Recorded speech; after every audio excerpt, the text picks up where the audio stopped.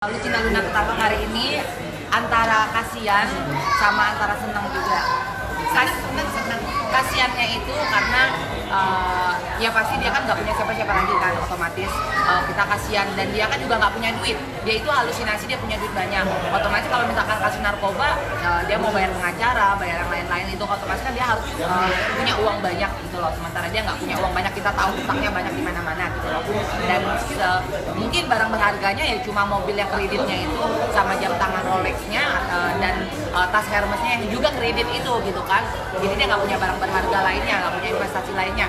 Tapi senangnya itu karena akhirnya karma itu datang sama dia gitu loh. Karma kesombongan dia, dan saya pribadi pun bisa membuktikan. Saya kan pernah nge-share kalau dia itu memang pemakai narkoba, tapi malah saya dibilang sama fans-fansnya bilang saya halu, saya fitnah. Dan sekarang tanpa perlu dengan tangan saya sendiri, akhirnya Allah ngejawab emang dia pemakai narkoba gitu loh.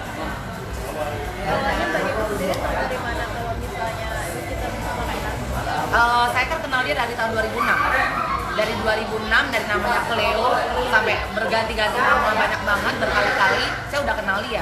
Dan saya tahu banget dia pemakai narkoba.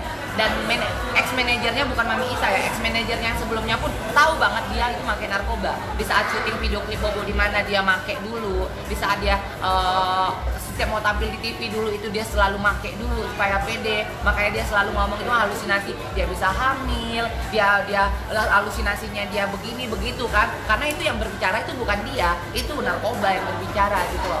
Dan saya taunya udah lama itu karena adik angkat saya sendiri, Reva Alexa itu yang kemarin juga ketangkap dengan kasus narkoba. Yang ngajarin pertama kali pakai narkoba itu Reva Alexa itu juga dia. Sejak kapan sih itu Mbak Kesa kalau boleh tahu? Dia pakai narkoba. Kalau dia pakai narkoba itu udah lama sih, udah lama. Setahu saya sih sekitar udah dari tahun 2011an gitu deh. Dia pakai narkoba. Narkoba jenis benzo itu? Dia itu hampir semuanya dilahap sama dia. Mulai dari ekstasi, sabu, sampai kayak pil-pil penenang seperti itu, misalnya benzo, Reklona, Dumolid, itu memang dia konsumsi itu. Kalau Dumolid, Reklona atau benzo itu mungkin dia hampir setiap hari. Makanya kalau kadang-kadang kalau misalkan kalian bisa lihat instastory-nya dia, kalau matanya udah mulai sayu, ngomongnya mulai ngalor ngidul, atau dia mulai ngata-ngatain orang tanpa sensor itu berarti dia lagi make. Karena saya tahu banget dia bakal berani sama orang kalau dia setelah make. Jadi aslinya dia itu nggak sepede yang... Iya, aslinya dia nggak sepede itu. Sebenarnya kalau mau dibilang baik, aslinya sebenarnya baik anak itu. Mungkin dia salah bergaul, salah berteman sama orang-orang yang nggak ngasih support positif buat dia. Makanya kita sampai kadang-kadang kita sedih. Orang-orang yang baik sama kamu, orang-orang yang selalu support kamu, malah kamu tinggalin dan kamu fitnah. Seperti aku yang udah bantu dia untuk lagu, nggak dibayar sama sekali pun, sepeser pun uang royaltiku, aku malah difitnah, aku malah dijelek-jelekin. Ex-manager dia juga seperti itu, ngebantu naikin dia pertama kali itu kan difitnah yang enggak. Terus ex-manager dia yang kemarin itu Mami Isa juga udah ngebantu dia bisa masuk TV lagi, bisa ngebantu dia dapat film dan lain-lain itu. Ya, Mami Isa udah ngebantu dia untuk bisa masuk TV dan film lagi, itu pun difitnahnya juga yang enggak gitu. Sampai kita ngomong baik-baik, dan Mami Isa saksi ya nih, aku ngomong dia baik-baik di WA itu, aku minta baik-baik, gimana nih Lun urusan royalti, aku selalu nanya baik-baik, dan dia pun pernah jawab baik-baik. Tapi nggak tahu kenapa, mungkin habis make atau apa, tiba-tiba aku nanya lagi, aku dimaki sama dia. Kalau saya kasih tahu ibu ya, pakai narkoba sendiri gitu, bagi itu ngasih tahu dia mengingatkan Oh gitu. pernah. Dia, Reva, semuanya, bukan dia aja, bukan Reva aja. Semua teman-teman yang pernah dekat sama aku, circleku, selalu aku nasihatin jangan sampai pakai narkoba. Kalian mau mabuk sampai jungkir balik pun nggak apa-apa, tapi please jangan narkoba. Karena kalau kita masuk di dunia entertain ini, sensitif banget kalau urusan narkoba. Kalau udah kecium sedikit, pasti ketangkap gitu loh. Jadi udah aku nasihatin, bukan dia aja, semua teman-teman dekatku, circleku itu selalu aku nasihatin jangan pakai narkoba. Mbak itu tahu pertama kali fotonya itu dari mana sih? Pertama kali dapat Kan Mbak fotonya. yang nge-share pertama kali kan, foto yang ketangkep. Yang pertama kali nge-share itu Mami Zega. Oh, gitu. Mami Zega dapat dari teman juga, karena kita kan punya teman juga yang di Polda, di Polres Jakarta Timur, terus di Polres Jakarta Barat juga kita punya banyak teman. Jadi mereka yang nge-share gitu loh, karena mereka tahu kita punya problem dengan Cinta Luna, mereka nge-share. ini nih Lucinta Luna kita tangkap, atau ini ada yang share lagi Kak ini Lucinta Luna ketangkap kasus narkoba. Jadi mereka ngirim dan akhirnya kita punya materi foto itu. Sebelum ditangkap tuh kita lagi apa? Lagi ada acara? Setahu saya sebelum ketangkap dia di Bali. Setahu saya ya, tapi saya kan saya nggak follow dia, saya nggak pernah kepoin instastory-nya dia sama sekali. Biasa paling netizen ngirimin instastory dia nyindir dia. Kemarin tuh padahal dia di Bali lagi nyindir saya terus. Saya disindir terus, dikata-katain terus, real Miss Queen ini seperti inilah, nggak pantas dulu lah, body ambiar lah, apalah, wewe gombel lah, dia ngatain saya terus seperti itu. Cuma saya diamin terus, saya pikir kan saya lagi fokus untuk ajang Miss International Queen kan, karena saya mewakili Indonesia untuk di ajang internasional gitu, bulan Maret ini, bulan tanggal 23 ini saya berangkat untuk karantina gitu. Jadi saya nggak mau ambil pusing. Tiba-tiba pas dia setelah dari pulang dari Bali itu semalam apa tadi subuh gitu ketangkepnya katanya. Jadi saya bangun tidur baru tahu dia ketangkep. Sempat kaget juga nggak sih Mbak akhirnya? Kaget ya enggak, karena saya udah tahu dia pemakai dan saya tahu pasti suatu saat dia pasti ketangkep dengan kasus ini. Jadi nggak kaget, cuma kasihan ada, senang juga ada gitu loh. Senangnya ya akhirnya ya udah kamu dapat karma sendiri dengan kesombongan kamu gitu loh. Kasihannya dia nggak punya apa-apa dan nggak punya siapa-siapa gitu loh untuk ngebantu dia, untuk nolong dia. Jadi dia makanya rutin tiap hari. Kalau misalkan yang lain sih aku nggak tahu ya rutin atau enggak ya, tapi kalau Dumolid sama Reklona itu hampir setiap hari, karena dia kalau nggak pakai itu dia nggak pede. Yang kenalin itu tadi Alexa itu yang waktu itu pernah ketangkep. Enggak, justru ya Pak Alexa diajarin sama dia. Lucinta Luna yang ngajarin Pak Alexa. Mbak tadi kan di data dari Polda itu ada D itu katanya pasangannya itu D itu Dian Azhari atau Abbas. Abbas itu pacarnya itu nama aslinya Dian Azhari dan kelaminnya adalah perempuan belum bertransformasi menjadi laki-laki, dia masih real perempuan. Itu memang pacarnya. Iya, memang pacarnya Lucinta Luna itu Dian Azhari itu atau Abbas itu. Tapi maksudnya kan sebelumnya kan udah jadi cewek, pacaran sama cewek yang masih cewek itu gimana sih? Tahu nggak maksudnya? Ya kita juga aneh, kita juga bilang dia sakit jiwa karena sekarang logikanya buat apa kamu hampir mengorbankan nyawa, mengorbankan nyawa buat operasi kelamin, terus buang-buang duit ratusan juta untuk operasi kelamin, tapi kalau ujung-ujungnya kamu juga pacaran sama perempuan. Jadi kita juga kadang-kadang kita jadi bahan lucu-lucuan kita. Lu kenapa udah jadi perempuan malah pacaran sama perempuan gitu. Mbak, tapi kalau pacarnya Lucinta Luna sendiri, Abbas itu emang udah lama juga pakai apa? Yang saya tahu sih katanya sih dia negatif ya. Yang saya tahu katanya negatif. Saya nggak tahu karena saya nggak terlalu kenal banget sama pacarnya Lucinta Luna. Yang kenal banget itu Mami Isa. Jadi Mami Isa itu yang kenal banget sama si Abbas atau Dian itu. Kalau saya nggak terlalu kenal, jadi saya nggak bisa bicara banyak tentang si Abbas. Tapi yang memang saya tahu dia perempuan. Dia benar-benar perempuan. Mami Isa itu adalah mantan manajernya Lucinta Luna. Nah, sekarang dia sama siapa? Hah? Manajernya sama siapa manajernya dia? Manajernya Lucinta Luna sekarang saya nggak tahu siapa. Yang saya tahu sih sepertinya yang manajer Lucinta Luna yang sekarang itu yang admin akun Lambetura official. Kalau nggak salah yang saya tahu ya. Kalau yang bagi tahu selain ekstasi sama obat penenang kita pakai apa lagi? Sabu sih saya tahu dia dulu pakai sabu, tapi nggak tahu sekarang dia masih pakai sabu atau enggak ya. Tapi dulu saya tahu dia pakai sabu. Mbak ini kan katanya LL itu udah lama pakai narkoba ini sendiri kan. Iya. Dapat dari mana ya? Makanya sekarang polisi lagi menyelidikin untuk nyari dia beli sama siapa, dia dapetin barang itu dari siapa. Kita juga nggak tahu dia dapetin dari mana kan. Ya jadi sekarang lagi diselidikin katanya. Kalau yang pakai sabu yang setahu saya itu sekitar 2 tahunan lebih yang lalu. Jadi dia di Malaysia itu kan dia kalau ke Malaysia dulu itu kan dia kan pergi jual diri. Dia ke Malaysia itu dia pergi untuk menjadi PSK.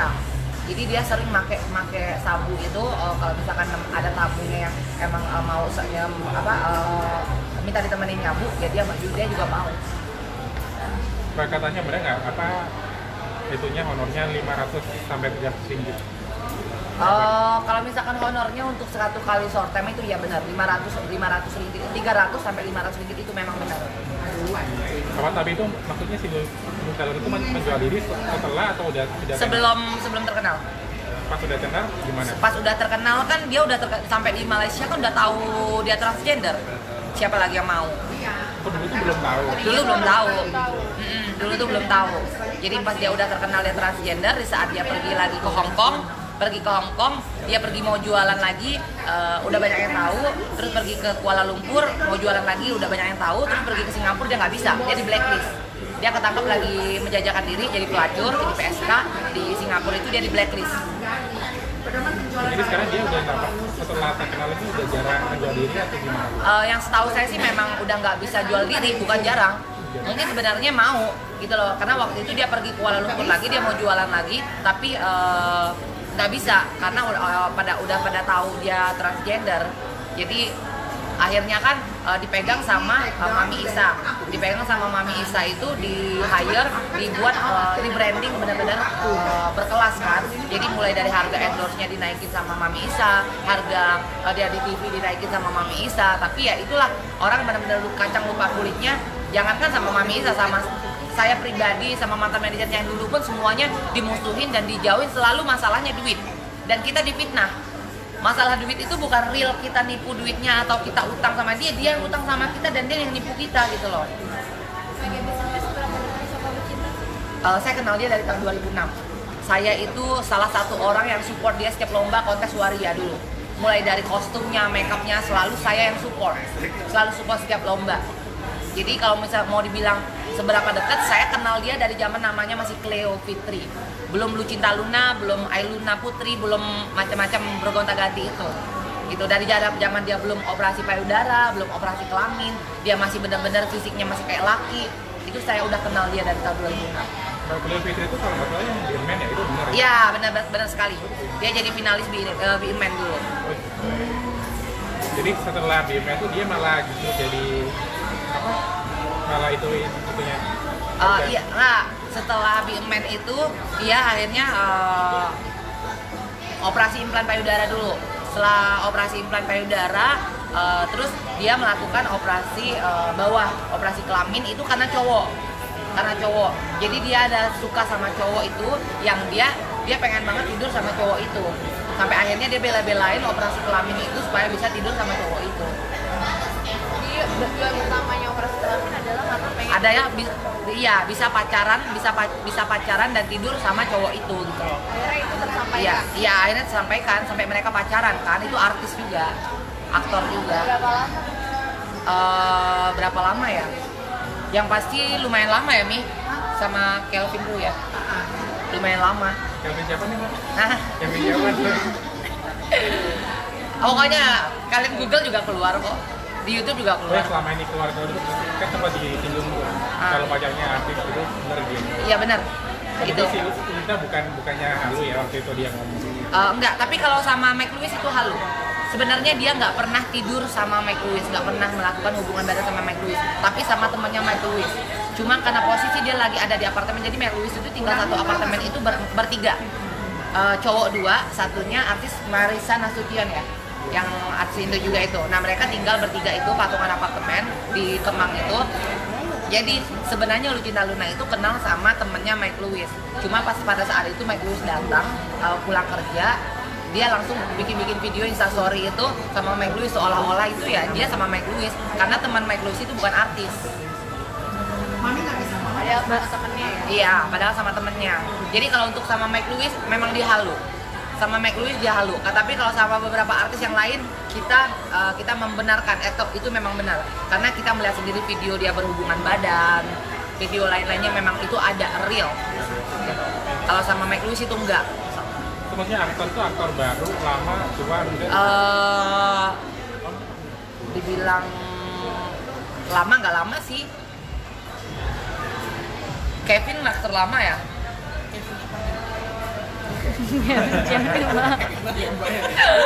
Ya pokoknya nggak dibilang lah. Pokoknya dia pemain sinetron juga. Filmnya ada juga ya kalau nggak salah ya. Siapa Chan Kelvin? Hah? Chan Kelvin. Bukan. Siapa? Bukan. Pokoknya Kelvin lah, udah kan waktu itu ada di TV banyak kok dia keluar untuk klarifikasi, tapi dia ngaku dia didukunin sama Lucita Luna katanya, sampai dia nggak sadar katanya, masa nggak sadar sampai hampir setahun kan pacaran kan. Oh, tapi itu posisinya udah jadi cewek ya? Udah jadi cewek, karena Luna operasi kelamin itu karena buat dia. Oh, yang Kevin. Itu tuh masih kalah kelamin apa? Harus mami saya yang tahu, karena mami saya yang ngantarnya. Di Malaysia. Iya, enggak di Thailand sayang, Malaysia nggak ada operasi kelamin. Itu buat urusan mami. Oh, berarti waktu sebelum dia jual diri itu udah operasi dulu sebelumnya. Oh belum, sebelum operasi pun dia udah jual diri. Jadi udah jual diri sebelum operasi, pas setelah operasi pun makin gencar lagi jual dirinya. Berarti kalau sebelum operasi udah jual diri. Banyak, kalau di Malaysia itu banyak yang suka sama bencong. Suka banyak banget di Malaysia, di Singapura atau di Hong Kong itu banyak banget laki-laki yang suka sama laki-laki berdandan perempuan tapi masih punya burung. Kan tadi sempat telepon Mbak Ratna Pandita. Iya. Katanya itu di Malaysia itu lebih murah harganya. Emang iya, dia Rp300 sampai Rp500. Rp300 itu baru Rp1 juta. Dan katanya di Indonesia udah nggak ada yang mau sama dia atau gimana? Iya, karena memang udah pada tahu dia. Dan di KL pun sekarang di Kuala Lumpur pun di Malaysia pun udah nggak ada yang mau sama dia. Singapura dia nggak bisa masuk lagi, udah di blacklist. Mbak, mungkin ada pesan buat Lucinta, Mbak Pesta. Hah? Pesan buat Lucinta. Oh, pesan buat Lucita Luna, setelah kejadian ini semoga kamu bisa sadar, nggak makin narkoba lagi, stop untuk sombong, stop untuk ngerendahin orang, minta maaf lah sama teman-teman kamu yang kamu musuhin sekarang, yang kamu fitnah, terus berdamai dengan diri sendiri, berdamai dengan orang lain, berdamai dengan keadaan, karena semakin kamu mencintai alam juga bakal mencintai kamu. Terima kasih, Mbak.